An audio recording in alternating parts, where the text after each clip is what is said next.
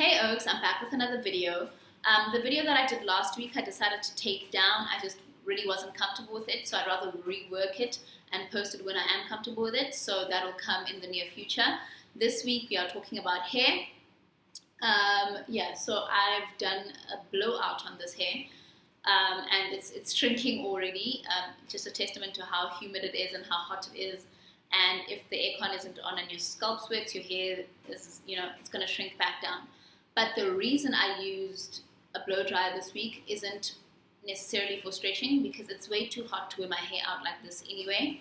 I just realized that my hair really flourished when I was in South Africa when I used a blow dryer. My hair is low porosity, 4C hair, and low porosity just means that your cuticle lays flat. So it's very hard for water and moisture to make it into your hair. So the product usually sits on your hair and water runs off. It takes a while for your hair to begin to absorb product and absorb moisture. So what heat does is lift the cuticle, and while the cuticle is lifted, then moisture can get in before it closes back down. And so that's my reasoning for using direct heat on my hair. I don't have problems with heat damage. I've never had those issues. My hair doesn't break when I use heat.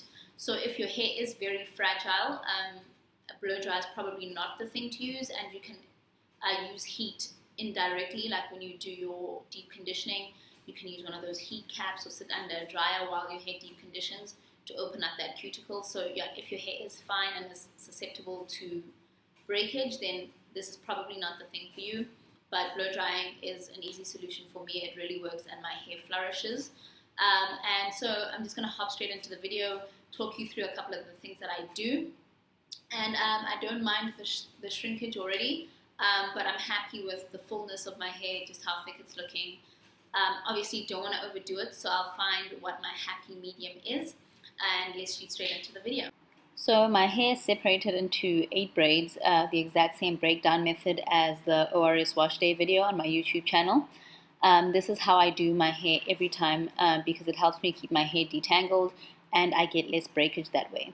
I moisturized and sealed the night before using the ORS hair lotion and castor oil. My hair just loves castor oil, and I figured that I should always have some on hand. And then the next day, my hair's about 95% dry, I'd say, but I just add a little bit of water and conditioner mix just to damp it up a bit. I don't think it's a good idea to blow dry completely dry hair, so I just add a bit of the moisture that I want to seal into my hair back onto my hair, and I pay special attention to the ends because they're old and fragile, and I use the tension method. So I detangle the day before so that I do not have to comb through my hair while I blow dry. I figure my hair will probably do better with one type of stress at a time. And yeah, so I just repeat the process. What I want to show you here is, I don't know, castor oil has been great for definition. As you guys know, I'm not big on definition, but if that's what you're looking for, maybe adding castor oil to your routine or under your styler could just give you the boost that you want.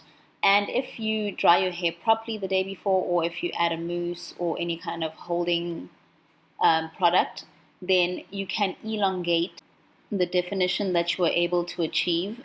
So yeah, if you want your braid outs to just look a bit longer, as you can see, there's no holding product in my hair, but there are still a few little curls in there. So I think if you pay attention to defining your hair, then it's very possible to just stretch out an already defined style. So I pretty much just repeat the process all over, making sure to really rub the product in. It's really important for us low porosity girls to make sure that the product gets in, otherwise it sits on top of your hair, and that can also be very drying. I also use quite a bit of heat when I use shea butter. Just using it cold on my head does not work at all. It actually serves to lock moisture out of my hair. So if I am using shea butter, then I'm more likely to use a higher heat to get it to a very good melting point and make sure that my cuticle is open so that my hair can absorb the moisture that I'm trying to put in.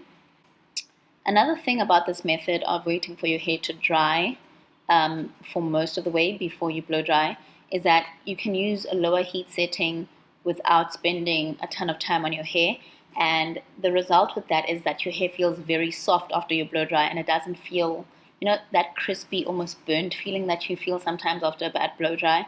It's not drying at all. It just really opens up your hair. And after this blow dry, my hair just felt really soft to the touch. It really felt moisturized.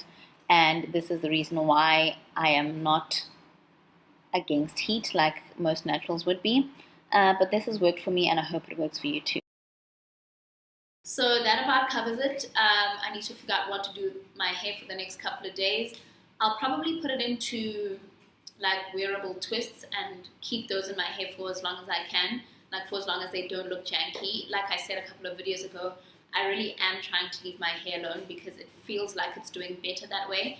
I am seeing a bit of growth. I have had quite a few setbacks since I've moved here, but I feel like I'm coming out of my plateau. My hair isn't breaking as much anymore, even though my voice is. Can you hear that? My hair isn't breaking much anymore, and I'm close to finding a space where my hair will thrive.